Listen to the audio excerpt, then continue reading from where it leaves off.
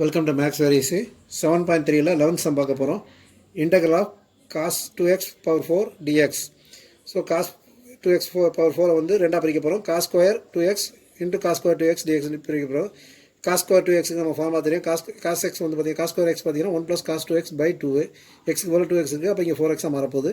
அப்போ integral of 1 + cos 4x by 2 into 1 + cos 4x by 2. இந்த 1/2 வெளியே காமனாக தெரியும். 1/4 into 1 + cos 4x whole square dxன்னு வரும். So a + b whole square expand பண்ணிங்கன்னா 1/4 into a square b square plus 2ab. அப்போ 1 + cos square 4x plus 2 cos 4x dx. So இது பார்த்தீங்கன்னா 1 second பார்த்தீங்கன்னா cos ஸ்கொயர் 4x வருது. இதுக்கு வந்து அதே ஃபார்முலா போட போகிறோம். அப்போ integral of 1 + cos 8x by 2 into இது ப்ளஸ் 2 cos 4x dxன்னு வரும்.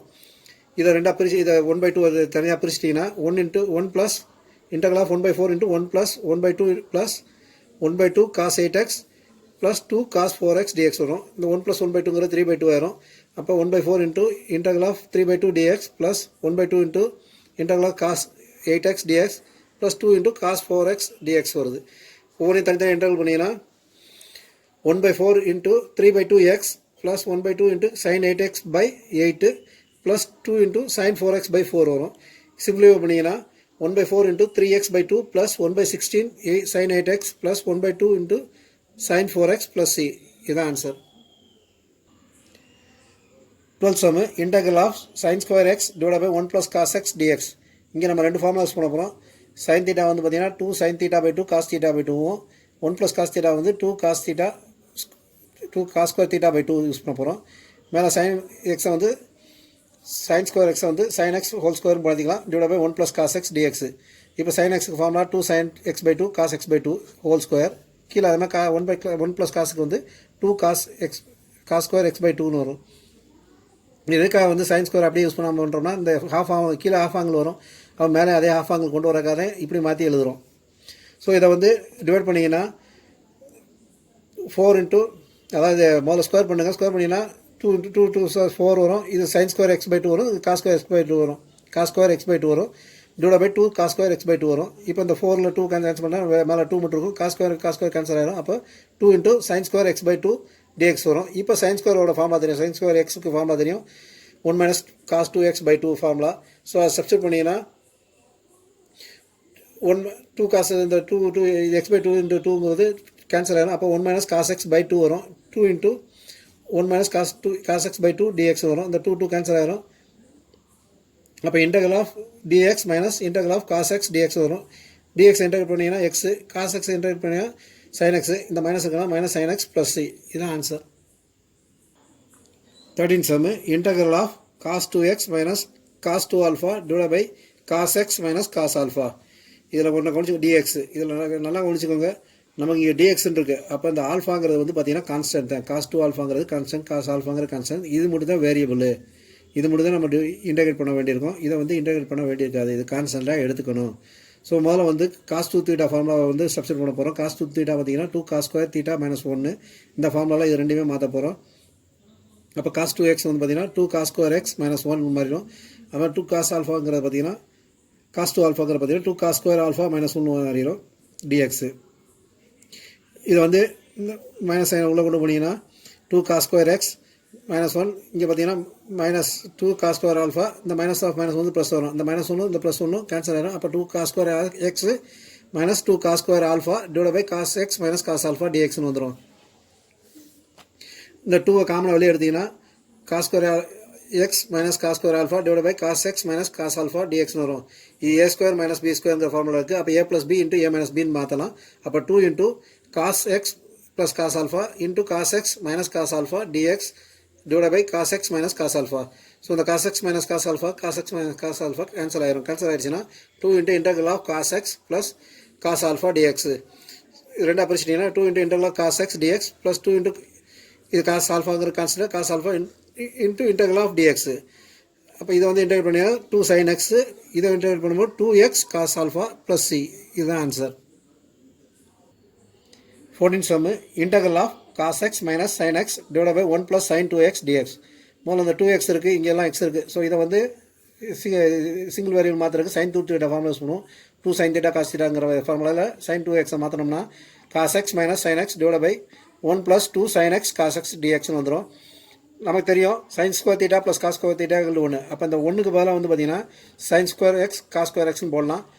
அப்போ integral of cos x minus sin x divided by 1க்கு பதிலாக sin square x plus cos square x plus 2 sin x cos x. இது எதுக்காக போடுறோம்னா இதை வந்து ஹோல் ஸ்கொயராக மாத்திரக்காக போடுறோம். a square plus b square plus 2ab ஃபார்மேட்டுக்கு மாத்திரக்காக போடுறோம். அப்போ cos x minus sin x divided by sin x plus cos x whole square dxன்னு வந்துடும். இப்போ பார்த்தீங்கன்னா இது பவரில் உள்ளதை டீன்னு ஒரு எடுத்துக்கோங்க. சப்ஸ்டியூட் மெட்டரில் டீன்னு எடுத்திங்கன்னா sin x plus cos x வந்து t. அப்போ டிஃபரன்ஷியேட் பண்ணிங்கன்னா dt by dx பார்த்தீங்கன்னா cos x minus sin x. அப்போ dt equal to cos x minus sin x into dx. cos x minus sin x into dx மேலே இருக்குது, கரெக்டாக வந்துடுது. So substitute பண்ணிங்கன்னா cos x minus sin x divided by sin x plus cos x whole square dx வந்து பார்த்தீங்கன்னா இது வந்து t square வரும் 1/t ஸ்கொயர். இது வந்து பார்த்தீங்கன்னா dt ஆயிரும். அப்போ integral of 1/t square into dt. t square மேலே கொண்டு போனீங்கன்னா t power minus 2 into dt. Integrate பண்ணிங்கன்னா t power minus 1 divided by minus 1 plus c. அப்போ t power minus 1/t plus c வரும். tக்கு வேல்யூ சப்ஸ்டியூட் பண்ணிங்கன்னா minus 1 divided by sin x plus cos x plus c. இதான் answer. 15th sum integral of tan cube 2x secant 2x dx. So இதில் பார்த்தீங்கன்னா tan cube வந்து ரெண்டாக பிரிக்கணும். tan square 2x tan 2x பிரிச்சுட்டு into secant 2x dx பிரிக்கிறோம். இந்த tan square 2x வந்து பார்த்தீங்கன்னா tan square theta secant square theta minus 1ங்கிற ஃபார்மேட்டில் மாற்ற போகிறோம். அப்போ secant square 2x minus 1 into tan 2x into secant x dx. இப்போ பார்த்தீங்கன்னா இந்த secant 2x வந்து tன்னு எடுத்துக்கிறோம். அப்போ இது டிஃபரன்ஷியேட் பண்ணிங்கன்னா secant 2x tan 2xன்னு வரும்.